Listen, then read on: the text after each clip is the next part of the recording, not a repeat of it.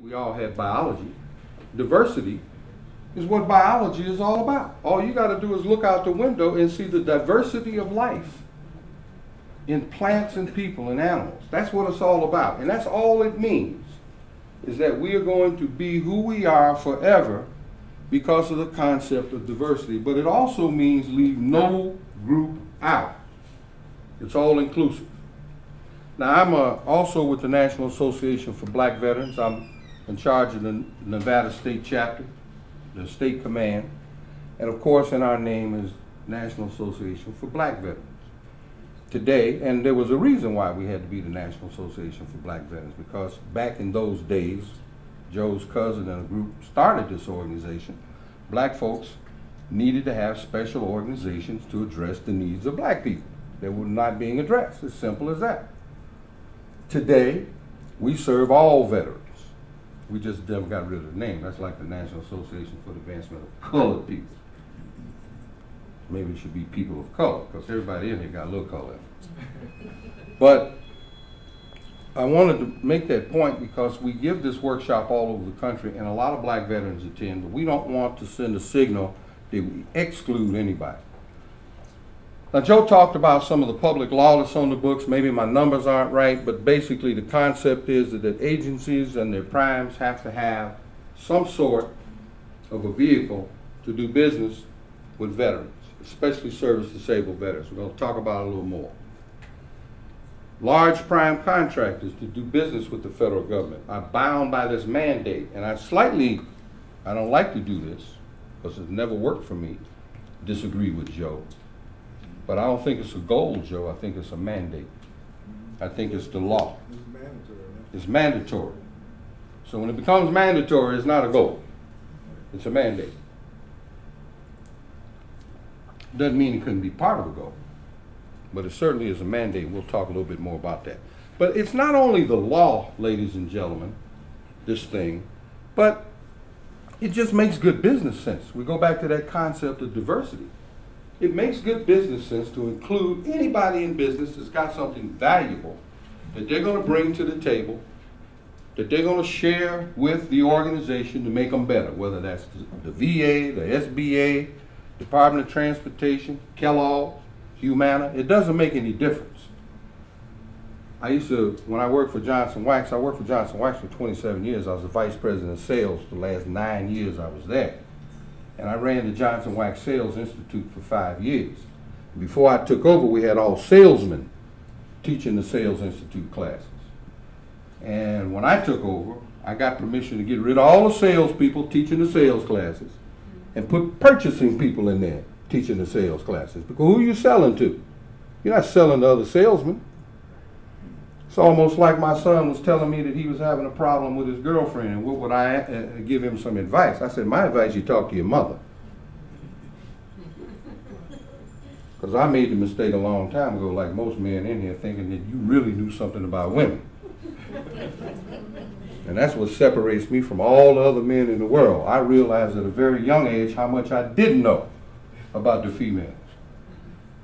But definitely it makes good business sense. And that's the whole concept that we want to deliver as we go out to corporate America. Now, if you take a look at veterans population, and I specialize in marketing. I got a degree in marketing and a degree in communication. I teach both of them. And marketing, by the way, includes sales. But it's really, they call it the 4 levers of marketing. And the first lever of marketing that everybody in this room, whether you are in business or you work for somebody, you have to employ the first lever of marketing, and that's research. I always hear people say, I want to market my company. Well, what does that mean? Do you really know what marketing your company means? Well, if you do, it means you got to do the research. And the first place to start is figure out what the landscape is out there. I don't know if you can read this slide well, but it talks about 23, 24, 25 million veterans in America, depending on what source that is. The best source is the Census Bureau. But if there are 25 million veterans in America, it's broken down like that. Now, real quickly, across the board, it starts with Hispanics and it goes all the way across. Everybody always wants to know why we got to break this stuff down so much. Why do we talk about quotas? Why do we talk about goals? Well, I've been a salesperson 27 years. And if you're in sales, you understand quotas. It's not a bad word. And if you not understand marketing, you understand segmentation, because that's what this is. Segmentation of a market. That's all it is. But keep in mind that no matter where you are, what you're doing, you always need to know the landscape. This talks about additional landscape information like the age of veterans. It's important if you're marketing a product, if you're selling to a certain group of people, if you're in the retail sales business, for instance. You know, these age differentiators are something that's very important, and I think you know that if you are going to sell t-shirts, for example. Who's buying t-shirts today? Young people, for the most part. And so if you're going to set up a t-shirt operation, then you need to understand who's buying t-shirts and why they buy them, what kind of t-shirts, and that whole demographic. So no matter what you're doing, if you have a filling station, if you're in the accounting business, if you provide some sort of professional services, who are you selling to and why? Do you think people in the 60 to 65 over range are really interested in buying hip-hop records on sale? So it's obvious that you have to figure out what the landscape is all about. And this is the key thing, as I said, about segmentation. There are roughly about 310 total Americans, plus or minus, in the United States. About half of all of us are adults. Half the population of the United States are adults. All veterans are adults. And so automatically you've got about 25 million adults out there that represents something that has some relationship to you. I always deal in fractions. I like a numerator and a denominator because it tells me something. And the 25 million is a part of the 180 million, and if you break it down, it's 15% of all consumers are veterans. That's a big number. That's a big number. It's also 15% of all adults who happen to be voting age. That's a big number too. So if all of us decided that we were unhappy with the plight of veterans, and we all had a way to talk about it and communicate about that, some aspect of what was going on out there in the veterans community, do you think the White House and Speaker Boehner and all the rest of them out there would pay attention to us if all 25 million of us had something to say at the same time about an issue that we could coalesce around? Of course they would. And you know, 5 years ago, that was impossible. Even if everybody in there had 1,000 people they could get a hold of, we would never get the message out. 5 years ago, 3 years ago, it would be impossible. And even email was invented then. You can't send that many emails out. But today, they got something called social networking. And there's all kinds of books on the market today. If you want to get the word out about something, you better brush up on it.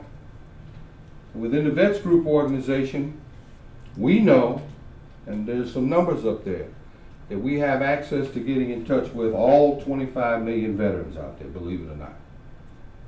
And somewhere in that neighborhood, veterans in business represent about 400,000, 500,000 really active people in business, with some with employees, some without. And so we think that once we begin to develop the communication foundation for whatever everybody else in here is doing, then we'll start gathering ourselves in small but growing networking communities of veterans. And guess what happens when you get veterans involved and you convince veterans that you're doing something in their behalf? What's the next group that likes that? The veterans' family. So now you're extending this message, because if I'm helping, if someone is helping my dad or my uncle or my brother or my husband to navigate the waters of business, I'm going to support that group too.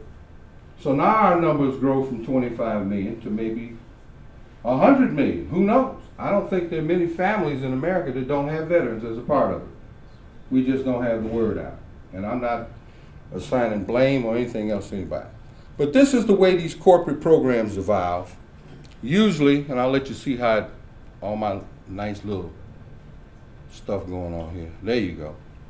These things usually start with somebody, usually the CEO being somewhere, being said that you're not doing enough, you're not including enough, you got to do something. And all of a sudden these programs start developing.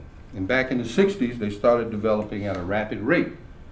When they first developed, it was only geared toward, quite frankly, the black community. That's when the word was black power, the civil rights movement. Black folks weren't getting enough business. And then it became minorities and diversity and so on and so forth, and now we've come full circle. I think just about a month or so ago, the federal government recognized women as a targeted group that they're going to be focusing on, mandatory set-asides, and that's wonderful. My sister was in the Air Force. But I always go back to help all those that need help. But guess what, in this room, doesn't matter whether you're black, white, or otherwise. We're all veterans. And that's the central message that we have to go beyond. When you were in your duty station, I mean, when I was running across the rice paddy and somebody was covering me, I didn't ask, was that a black veteran shooting that machine gun? Or even a gay veteran, for that matter. I just said that was one of my fellow veterans who's been trained. Now that's the message we have to include everywhere we go. That if you help me, you're going to help all other veterans. In that contract I got with Homeland Security, the first 27 people I hired were veterans and disabled veterans. The first 5 subcontractors I put on board, 3 of them were SDVSOBs, the other one were veterans. And I'm not playing. I live it. I walk it. And I think that if we take that attitude and start looking out for one another, once we get the Vets Group website up and running, we can communicate that if I know I need a painter on a project that I'm getting ready to start in Columbia, South Carolina, or Louisville, I want to have a way to easily put the word out. All painters, all veteran organizations that are painters, I got a job in Louisville, and we can do that through the Vets Group. And guess what? If we don't find any service-disabled veteran-owned painting companies or any veteran-owned painting companies, whichever painting company that we find, the next thing out of our mouths is you got to hire some veterans for this job, some veteran painters. And if we take that attitude as we move forward, we're going to find our plight in this journey of ours going to be much easier. But that's the way.